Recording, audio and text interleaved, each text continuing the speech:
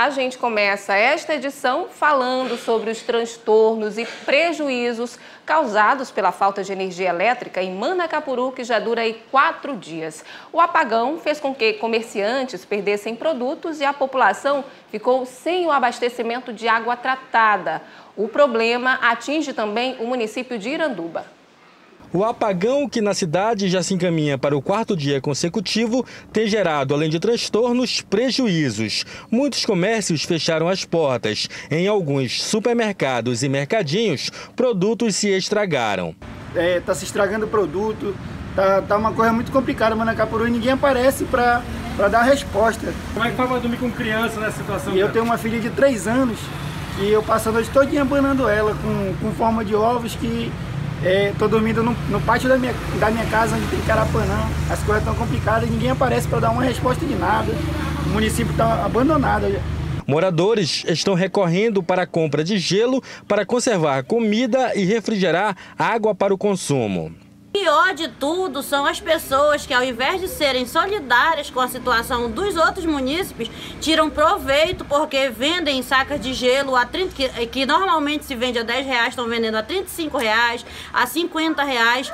E assim, era uma coisa que não estava no nosso orçamento para gastar dinheiro agora com vela, com gelo, e nós estamos tendo toda essa despesa.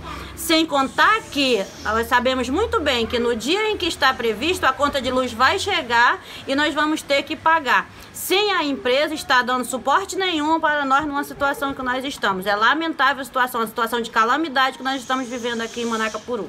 A falta de água é outro problema. Os moradores estão contando com a solidariedade de postos de combustíveis e algumas residências que possuem poços artesianos com geradores de energia e que estão cedendo água para a população. As noites estão sendo difíceis, ninguém consegue dormir com tanta quentura nesse verãozão que a gente está vivendo aqui na nossa cidade. Não tem água, não tem luz, não tem nada em Manacapuru. Além dos prejuízos e transtornos, a falta de energia começa a afetar a educação, já que as escolas da rede municipal e estadual de ensino estão com as aulas suspensas até que o problema seja resolvido, deixando sem aula quase 20 mil alunos da cidade. A grande reclamação dos moradores é a falta de um plano alternativo para o problema do apagão. Que transtorno, hein? E hoje a Amazonas Energia se pronunciou sobre a falta do serviço em Manacapuru e também em Iranduba. A empresa deu até o próximo fim de semana para que o problema seja resolvido. Enquanto isso, mais de 100 mil pessoas seguem sem fornecimento de energia elétrica. O presidente da concessionária explicou que a falta de abastecimento ocorreu depois que o cabo subaquático que fornece a energia elétrica para os municípios rompeu. Ainda não foi possível explicar o que teria provocado o problema. E somente na manhã desta segunda-feira é que um grupo de mergulhadores tentou identificar onde houve o rompimento no Rio Negro. Os mergulhadores vão agora buscar o cabo. Os nossos equipamentos, são equipamentos bastante tecnologia, detectaram que a provável falha está a 2.700 metros de Manaus, por dentro do rio, no fundo do rio. Então o primeiro movimento é buscar esse cabo que está aí, levantar para verificar o que houve e depois saber o que fazer com ele. Como se chegou lá, com equipamentos especiais que determinam a distância bem próxima deve ser esta. Se faz a medição pelo lado de Manaus e o lado de Iranduba, onde ele determina um ponto provável do defeito. A situação gerou revolta na população. Na tarde de ontem, manifestantes interditaram a rodovia Manuel Urbano, que liga Manaus a Manacapuru e Iranduba. O apagão começou na semana passada e até o momento a energia não foi religada. Segundo a Amazonas Energia, cerca de 100 mil pessoas foram afetadas.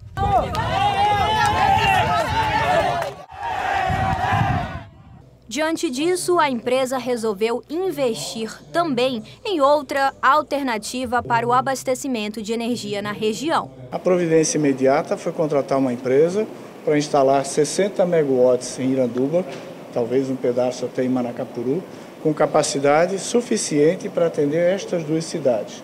São mais de 36 mil clientes nossos e mais de 100 mil pessoas que dependem da energia. Esse contrato foi feito já no próprio dia, para que não seja necessário esperar a correção do defeito do cabo. Sobre as reclamações dos consumidores e os pedidos de ressarcimento, a Amazonas Energia informou que os casos vão ser analisados de acordo com as regras da ANEEL. A previsão é de que até o fim desta semana o fornecimento de energia seja normalizado. Olha, por causa desse apagão, foi montada uma força-tarefa de defesa do consumidor, formada aí por vários órgãos, a fim de apurar os prejuízos causados ao consumidor dessas duas localidades aí. Quem tem os detalhes ao vivo é a repórter Priscila Mello, com quem eu converso agora. Oi, Priscila, essa força-tarefa estuda também aí uma medida judicial coletiva para quem tiver danos? Boa noite. Boa noite, Rose. Boa noite a todos que acompanham a Crítica na TV. Justamente esse trabalho, essa força-tarefa já existe, justamente como você falou, para tentar ressarcir os prejuízos dessas famílias. Só para a gente atualizar, são cerca de 200 mil pessoas que foram atingidas aí por esse apagão. Os órgãos, eles participaram hoje de uma reunião com o presidente da concessionária da Amazonas Energia. A gente vai conversar agora ao vivo com o gestor do Procon Amazonas, Jalil Frache. Jalil, fala um pouquinho para a gente, gestor, o que ficou acordado nessa reunião? Como que foi essa conversa? Bom, a conversa foi muito boa, os órgãos trabalhando de forma integrada junto com a empresa. A intenção é restabelecimento da energia o mais breve possível. Esse restabelecimento é importante porque está impactando a vida de diversas famílias, como você disse, aproximadamente 200 mil pessoas. O órgão de defesa do consumidor, ao lado do Ministério Público, da Defensoria, está trabalhando fortemente para que essas famílias tenham esses prejuízos ressarcidos. Vamos primeiro fazer esse levantamento, faremos uma visita amanhã, acompanhado da empresa. A empresa está prestando também a maior, não digo solidariedade, mas a maior atenção às famílias, aos cidadãos desses municípios. Entendi. Agora, eles deram uma previsão de quando essa energia deve retomar? Bom, a previsão é até sexta-feira, que ele mencionou na reunião, mas ele está trabalhando para que seja o mais breve possível. Eles estão construindo lá não sei se o termo técnico correto seria usina, mas estão construindo algo semelhante a isso, para que essa energia seja restabelecida o mais breve possível, até mesmo antes de se reparar o dano causado no cabo. Então, como o gestor falou, amanhã o Procon vai estar nesses municípios justamente para fazer esse levantamento dessas famílias que estão sendo prejudicadas. Aqui ao meu lado também tem o Otávio Gomes, que é promotor de defesa do consumidor. Boa noite, promotor. Muito obrigada por estar aqui conosco. Explica um pouquinho para a gente como que está sendo na realidade o trabalho de vocês. Em verdade, esse tipo de apagão é muito danoso, é muito grave, né? A gente, pelo Código de Defesa do Consumidor, artigo 22, estabelece que os serviços públicos têm que ser essenciais, têm que ser contínuos. Então nós temos um problema lá seríssimo, evidentemente que tem que ser levantado qual é o prejuízo que está ocorrendo. Como já disse o doutor Jalil, é importante esse levantamento, esse restabelecimento da questão do fornecimento do serviço, mas nós queremos identificar também quais são os danos que foram causados. Nós temos escolas, nós temos hospitais, comércio, famílias que estão desprotegidas.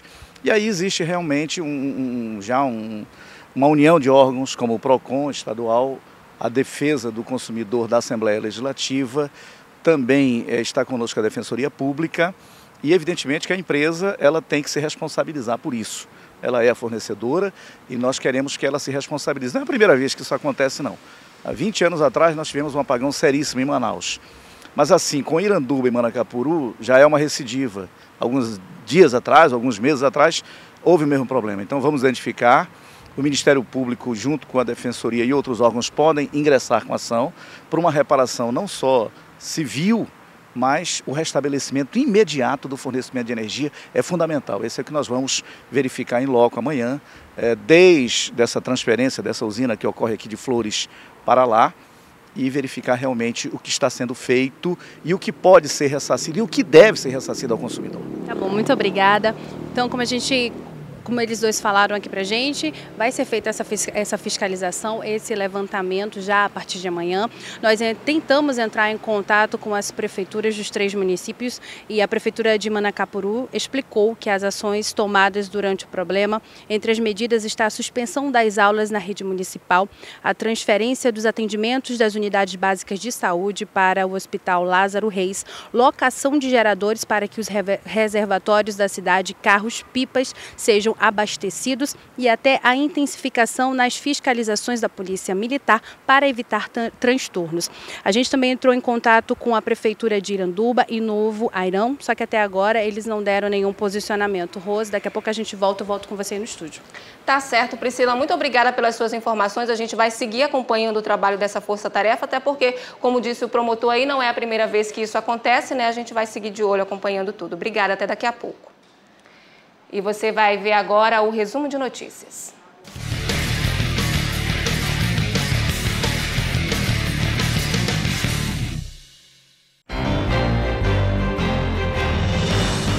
Duas pessoas morreram e pelo menos 12 ficaram feridas em um choque entre 2 veículos nesse domingo na M010, que liga Manaus a Itacoatiara. Os casos mais graves foram trazidos para Manaus, inclusive uma criança de 2 anos que foi resgatada de helicóptero. As causas do acidente estão sendo investigadas. Imóveis do Tropical Hotel e da FUCAP estão entre os bens que vão ser leiloados pelo Tribunal Regional do Trabalho na próxima quinta e sexta-feira. No total, o leilão envolve mais de 70 milhões de reais em bens penhorados para quitações de processos trabalhistas. Interessados é só acessar o portal do TRT. E mais 34 motoristas dirigindo sob efeito de álcool foram flagrados no fim de semana até a madrugada de hoje em Manaus e na M070, que leva a Iranduba. Os fiscais também aplicaram 251 multas por várias irregularidades.